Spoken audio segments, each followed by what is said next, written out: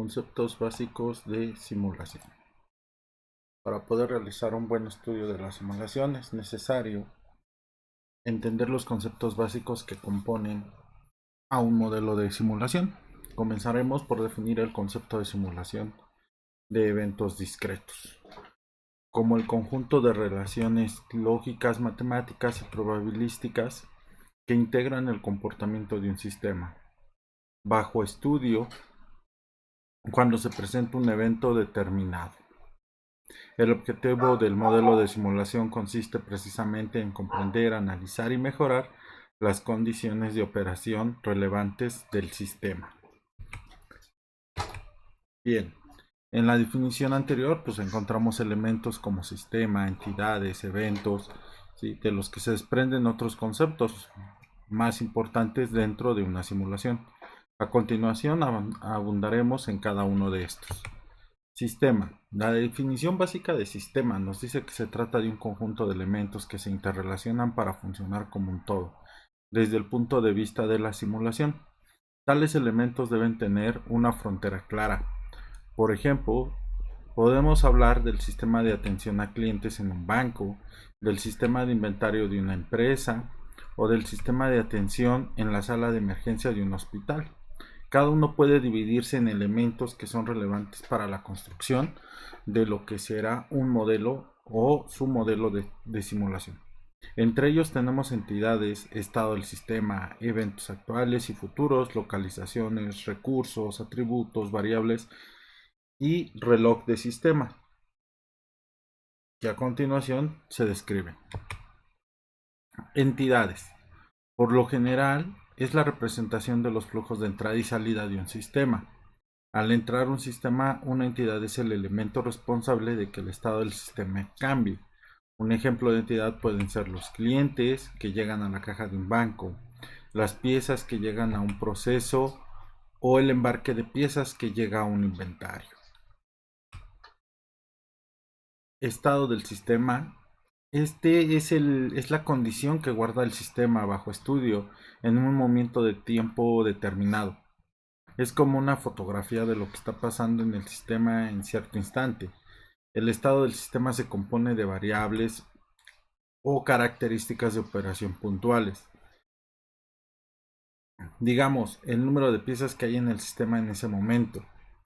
Y de variables o características de operación acumuladas o promedio, como podría ser el tiempo promedio de permanencia en la entidad en el sistema, en una fila, almacén o equipo. Continuando con esto, ahora tendremos ¿qué es un evento? Pues un evento es un cambio en el estado actual del sistema. Por ejemplo, la entrada o salida de una entidad, la finalización de un proceso en un equipo, la interrupción o reactivación de una operación. Podemos decirlo así, el descanso de un operario, ¿sí? O la descompostura de una máquina. Podemos catalogar estos eventos en dos tipos: eventos actuales y eventos futuros. Entonces, un evento es un cambio. Evento actual. Bueno, pues estos son aquellos que están sucediendo en el sistema en un momento dado, ¿sí? Evento futuro. Son cambios que se representan en el sistema después del tiempo de simulación de acuerdo con una programación específica. Por ejemplo, podemos imaginarnos que cierta pieza entra a una máquina para que esta realice un proceso. El evento actual sería precisamente que la entidad llamada pieza se encuentra en la máquina, ¿no?, o en la banda transportadora. Y el evento futuro podría ser el momento en que la máquina concluye su trabajo con esa pieza y ésta seguirá su camino hacia el siguiente proceso lógico, de acuerdo con la programación que se tiene: almacenamiento, inspección o entrada a otra máquina, ¿sí? En el ejemplo, en la foto, pues estamos viendo ya un evento futuro, que es el, el empalamiento, ¿sí?, de las botellas, para que posteriormente vayan a hacerse aún, se vayan a almacenar. Ese podría ser un nuevo evento futuro. En la imagen anterior vimos el pan en una banda transportadora. Entonces el evento actual era el pan dentro de la banda transportadora, ¿no?, en ese momento. Continuando con nuestros conceptos, tenemos las localizaciones. Y bueno, las localizaciones son todos aquellos lugares en los que la pieza puede detenerse para ser transformada o esperar a hacerlo.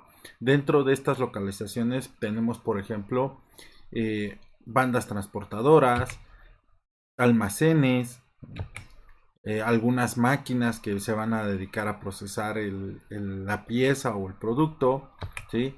Y también las estaciones de inspección, como cualquier o alguna otra localización, pero por lo general son estas las con las que más nos topamos en los ejemplos o ejercicios. Los recursos, bueno, los recursos son aquellos dispositivos diferentes a las localizaciones que son necesarios para llevar a cabo una operación. Por ejemplo, un montacargas, ¿no? Pues el montacargas va a transportar la pieza de un lugar a otro. O una persona que realiza la inspección en una estación y toma turnos para descansar es un recurso. La persona, el inspector, digámoslo así, es la persona y él se convierte en un recurso.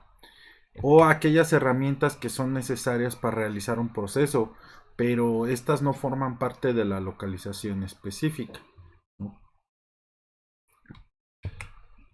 Continuando con nuestros conceptos, tenemos ahora qué es un atributo. Bueno, pues un atributo es una característica de una entidad. Por ejemplo, si la entidad es un motor, pues los atributos serían su color, su peso, tamaño, cilindraje. Los atributos son muy útiles para poder diferenciar las entidades sin necesidad de generar una nueva entidad. Y bueno, también pueden adjudicarse al momento de la creación de la entidad o asignarse y o cambiarse durante un proceso, ¿sí? Bien, continuando tenemos las variables. Estas son condiciones cuyos valores se crean y modifican por medio de ecuaciones matemáticas y relaciones lógicas. Pueden ser continuas, por ejemplo, el costo promedio de operación de un sistema, ¿sí? O pueden ser discretas, como el número de la unidad que se debe envasarse en un contenedor. Las variables son muy útiles para realizar conteos de piezas y ciclos de operación, así como para determinar características de operación del sistema, ¿no? Entonces ahí tenemos algún ejemplo de una variable que es de tipo discreto, ¿no? Que como se ve ahí en la gráfica senoidal, bueno, pues va tendiendo a subir de acuerdo a la gravedad del sismo. Continuando, bueno, pues ahora tenemos el reloj de simulación. Y el reloj de simulación no es más que el contador de tiempo de la simulación y la función de este consiste en responder preguntas tales como cuánto tiempo se ha utilizado el modelo en la simulación y cuánto tiempo en total se requiere que dure esta última. Bueno, en general el reloj de simulación se relaciona con la tabla de eventos futuros, pues al cumplirse el tiempo programado para la realización de un evento futuro, este convierte en un evento actual, y podemos hablar de dos tipos de reloj de simulación. El reloj de simulación absoluto, que parte de cero y termina en un tiempo total de simulación definido, y el reloj de simulación relativo, que solo considera el lapso que transcurre entre dos eventos. Por ejemplo, podemos decir que el tiempo de proceso de una pieza es relativo, mientras que el absoluto, ¿sí?, será el tiempo global de la simulación desde que la pieza entró a ser procesada hasta el momento en el que se terminó su proceso. ¿Ok? Tenemos también lo que es réplica, ¿no? Y es otro concepto importante. Lo conocemos como réplica o corrida de la simulación. Así se define o así lo vamos a encontrar en algunos libros. Y bueno, ¿esto cuándo pasa? Bueno, pues cuando ejecutamos el modelo una vez, los valores que obtenemos de las variables y parámetros al final del tiempo de simulación generalmente serán distintos de los que se producirían si los volvemos a correr con diferentes números pseudo aleatorios. Por lo tanto, es necesario que efectuar más de una réplica del modelo que se está analizando, con la finalidad de que obtengamos estadísticas de intervalo que nos den una mejor reubicación o una mejor ubicación del verdadero valor de la variable bajo los diferentes escenarios que se presentan al modificar los números pseudoaleatorios en cada oportunidad. ¿Sí? Entonces, la réplica no es más que la repetición del modelo. Y bueno, continuando tenemos lo que es el estado, tenemos un estado transitorio. Y bueno, el estado transitorio se presenta al principio de la simulación, ¿sí? Por ejemplo, en el arranque de una planta cuando no tiene material en proceso, el último de los procesos estará inactivo hasta que el primer cliente llegue. Y si el tiempo de simulación es bajo, su impacto sobre la utilización promedio de este proceso será muy alto, lo cual no ocurriría si el modelo se simulara lo suficiente para lograr una compensación, ¿sí? En el estado transitorio hay mucha variación entre los valores, ¿sí? Y bueno, como hay mucha variación de los valores entre los valores de las variables de decisión del modelo, por lo que formular una conclusión con base en estos sería muy arriesgado, toda vez que difícilmente nos daría una representación eh, eh, fiel de la realidad. O sea, no tendríamos esos datos de manera fiel. Y es como lo estamos viendo ahí en la gráfica. Obviamente el estado transitorio es cuando empieza el proceso, eso es cuando está iniciando el proceso.